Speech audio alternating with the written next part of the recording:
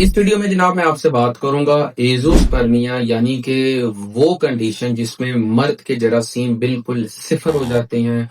उसकी रिपोर्ट में या तो निल या तो बिल्कुल जीरो रिपोर्ट आ रही होती है। इस कंडीशन को कहते हैं जनाब एज़ोस्पर्मिया। और जब तक ये कंडीशन आपकी ठीक नहीं होगी, नॉर्मल प्रेगनेंसी के चांसेस बिल्कुल आपके ना होने के बराबर होते हैं।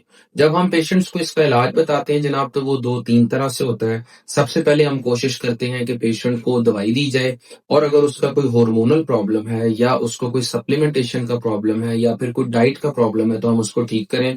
3 से 4 महीने अगर हम ये करके देखते हैं और इसके बावजूद भी उसकी रिपोर्ट सिफर आ रही है, तो इस बात का मतलब ये है कि दवाई आपके ऊपर असर नहीं कर रही। तो उसका अगला जो स्टेप होता है जनाब, उसको कहते हैं जी टेस्टिकुलर बायोप्सी और आईवीएफ। यानी कि आपका जो टेस्टिस है, जो गोली है, उसके अंदर से जो है वो आपको जो स्पर्म्स हैं उनको बाहर निकालना पड़ता है। और अगर कोई अच्छा स्पर्म आपको मिले जिसके अंदर मामलात बिल्कुल ठीक है, उसका शेप भी बिल्कुल ठीक है, उसके अंदर हरकत भी बिल्कुल ठीक है, तो उससे आपके एग के साथ आईवीएफ परफॉर्म किया जा सकता है।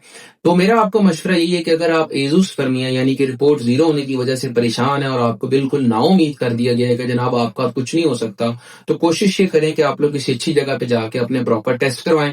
सबसे पहले वजह ढूंढे कि क्या वजह बन रही है एज़ोस्पर्मिया की, क्या आपका अल्ट्रासाउंड ठीक है, हार्मोन्स ठीक है। और अगर फिर भी जनाब आपका मसला हल नहीं होता, तो फिर जनाब आप प्रॉपर दवाई इस्तेमाल करें, या फिर उसके बाद आप अपने डॉक्टर से मशवरा करवा के आप लोग बायोप्सी की तरफ जाएं। डॉक्टर हमजा शुक्रिया।